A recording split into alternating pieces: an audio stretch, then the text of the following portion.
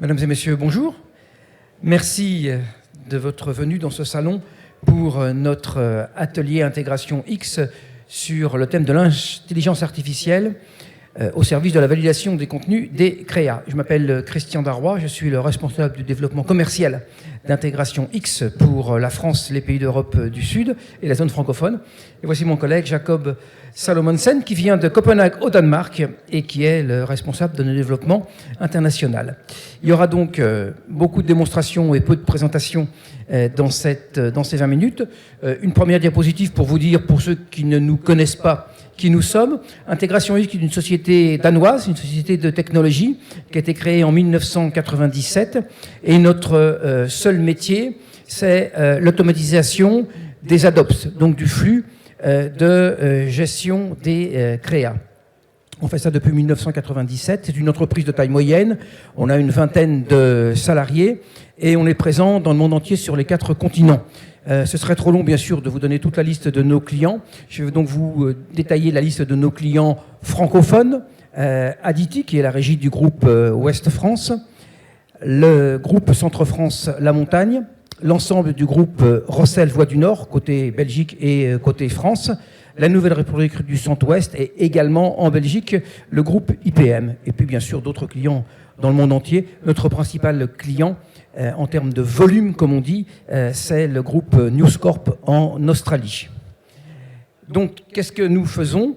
Notre solution sur laquelle repose dans laquelle nous avons intégré les technologies d'intelligence artificielle s'appelle AdPoint X1. C'est une solution de gestion des créas publicitaires. Cela veut dire que nous ne sommes pas une application commerciale. Notre métier et nos actions commencent lorsque les commandes ont été passées. Et ce que fait AdPoint X1, c'est que l'on gère l'ensemble du suivi du traitement des créas publicitaires, qu'elles soient digitales ou print, de façon à ce que l'on s'assure que les créas publicitaires soient livrées par les clients, qu'elles soient livrées au format demandé, qu'elles soient livrées en temps et heure, et une fois que ces créas ont été reçues, validées, elles sont envoyées automatiquement, le plus souvent vers les ad serveurs ou vers les systèmes de gestion de contenu. L'idée donc, c'est d'avoir le plus d'automatisation possible, un circuit le plus fluide possible et le moins de points de contact entre les ADOPS, le trafic et les créas.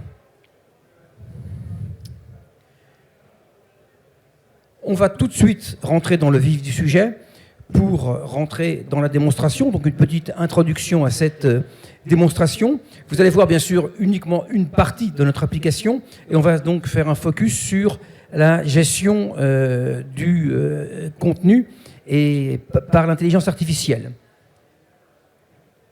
Qu'est-ce que l'on va voir ? On va voir que tous les contenus peuvent être validés automatiquement par un outil d'intelligence artificielle.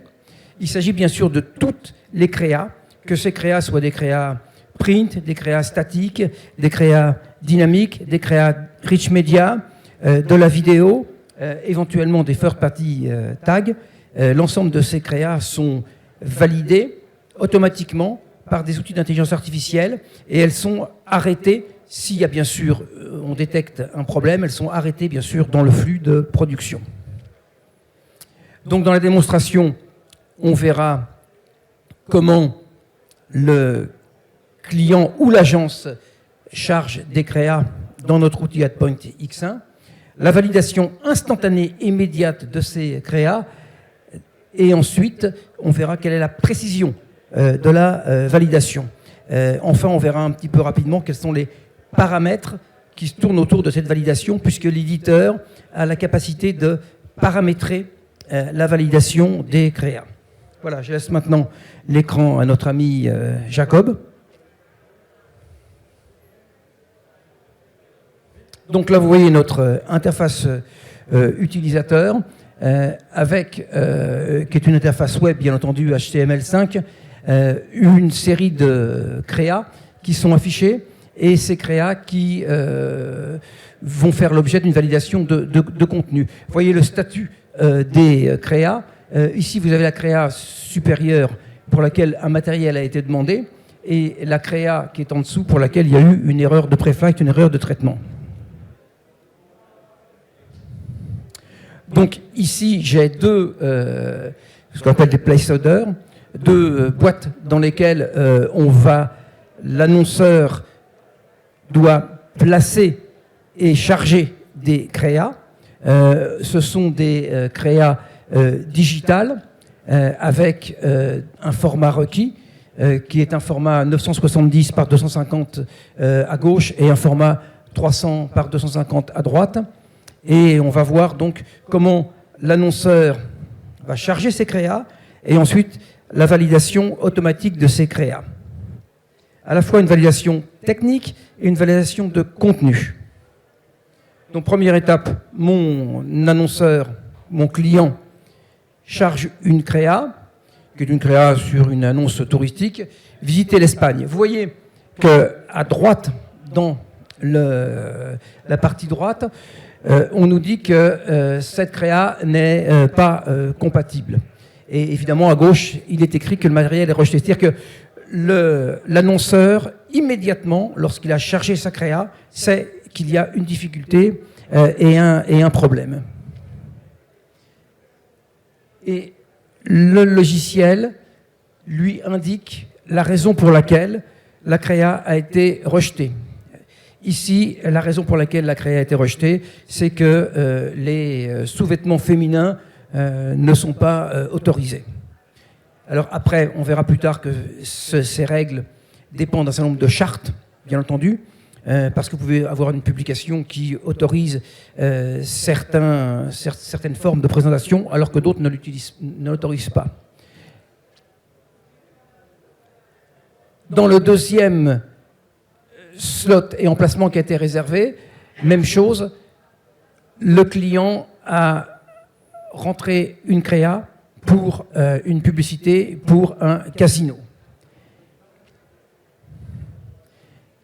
Et ici, on s'aperçoit qu'il y a le rejet de la créa pour deux raisons. On va commencer par ce qui est en haut, les dimensions de la créa. Donc là, c'est une validation technique de la créa. On demandait une certaine taille, une certaine dimension à la créa, et la créa n'a pas la bonne dimension. Alors ça peut être vrai, bien sûr, pour du digital, ça peut être vrai pour du print, ça peut être vrai pour de la vidéo, etc. etc.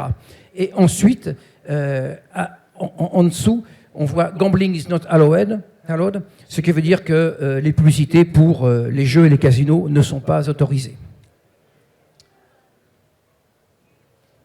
Et vous voyez ici qu'on a le rapport complet de production, avec les informations détaillées, par exemple les dimensions qui ont été identifiées, qui ne sont pas compatibles avec les dimensions que l'on attendait, le poids qui a été identifié, qui est ici de 16,1 K, alors qu'on attendait un poids de 500 K. Donc là, c'est l'ensemble des validations techniques et aussi de la validation de contenu. Petite parenthèse, j'indique ici que l'interface utilisateur est en anglais, mais bien sûr, puisqu'on a des clients francophones, on a une interface utilisateur en langue française. Voilà. La même chose, mais en langue française. Un autre exemple. Ici, je suis client et j'ai chargé une vidéo. On voit que cette vidéo m'apparaît bien banale sur l'écran. Et toutefois, on nous dit que le fichier n'est pas conforme. On va laisser la vidéo se dérouler. On est déjà à 15 secondes de la vidéo. Et là, top. Les boissons alcoolisées ne sont pas autorisées. Donc là, ici, l'outil d'intelligence artificielle a balayé l'ensemble de la vidéo. Dès que cette vidéo est chargée, il a indiqué que le matériel était rejeté et il indique également l'emplacement et la position où l'erreur a été trouvée. Ce qui est évidemment très important pour vous. Si par exemple vous faites du contenu sponsorisé et que vous avez un client qui vous envoie une vidéo de 3 minutes, au lieu de visionner vous-même votre vidéo de 3 minutes, c'est le logiciel et l'outil d'intelligence artificielle qui vous dira « il y a une erreur ou un problème détecté au bout de 2 minutes et 30 secondes ». Et ensuite, à vous, bien sûr, de visualiser. ou au client, puisque c'est le client qui télécharge lui-même sa vidéo. Donc le matériel est rejeté, il faut que ce soit vérifié ou modifié, et le client a la possibilité de recharger une autre créa.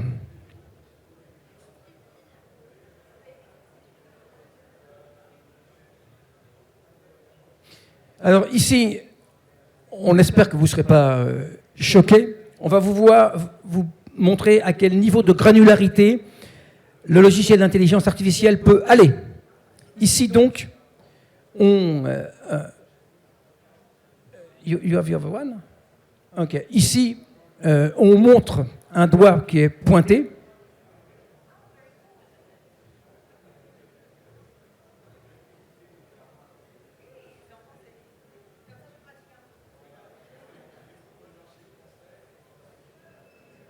Voilà, ici, ce doigt qui est pointé,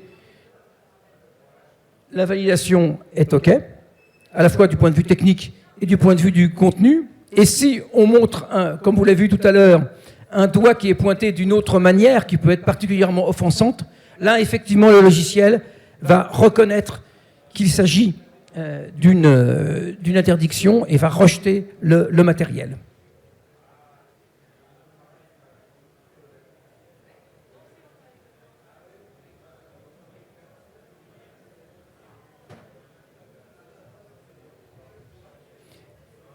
Là, c'est un autre exemple, où c'est un exemple pour vous montrer la granularité, où l'on charge des petites pilules et on s'aperçoit que le matériel est rejeté puisque les publicités pour les médicaments, dans ce cas-là, sont interdits.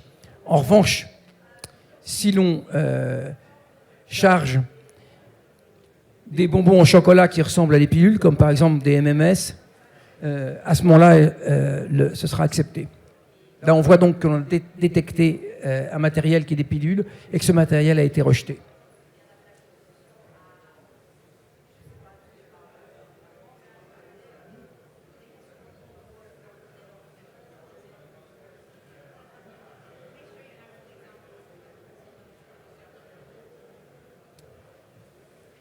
Donc, ce qui est intéressant, c'est de vous montrer ce qui tourne derrière, un petit peu le moteur de paramétrage.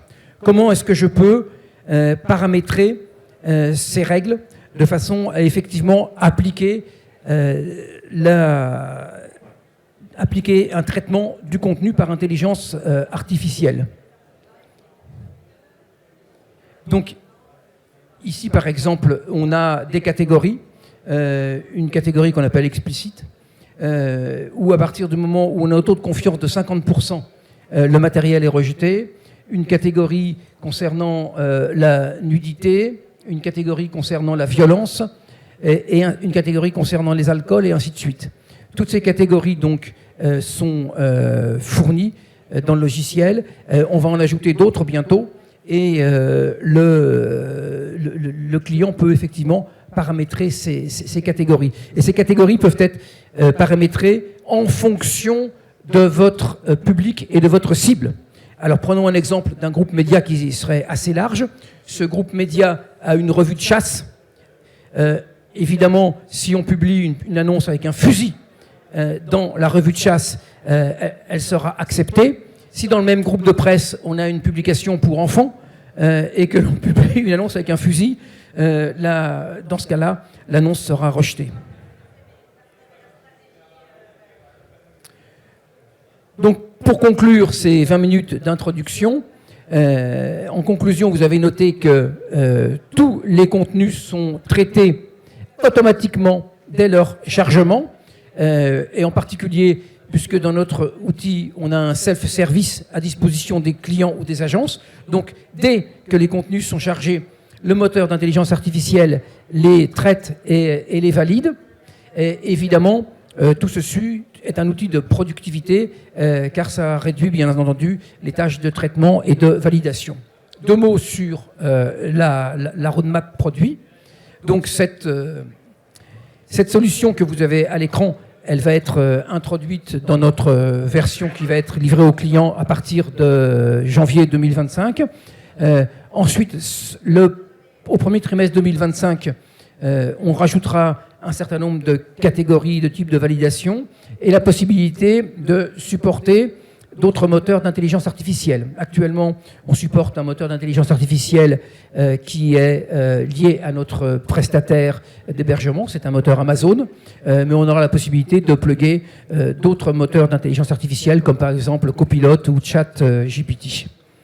À partir de la mi-2025, on avancera encore plus, en particulier dans la détection et la validation du texte, puisqu'actuellement on ne détecte pas, on ne valide pas les textes, et également dans le tagage du contenu des créas, c'est-à-dire que vous avez une créa avec par exemple un cheval, derrière une montagne, vous aurez un tag qui dira cheval, animal, montagne, paysage, etc., etc. Voilà. Est-ce que vous avez des questions ? Est-ce que vous souhaitez des compléments d'information ? Ben, si c'est le cas, je vous remercie de votre attention. Si vous voulez des informations complémentaires ou si vous voulez voir l'ensemble de notre application, c'est-à-dire l'ensemble du flux de traitement des créas, on a un stand ici qui est le stand A03. Voilà.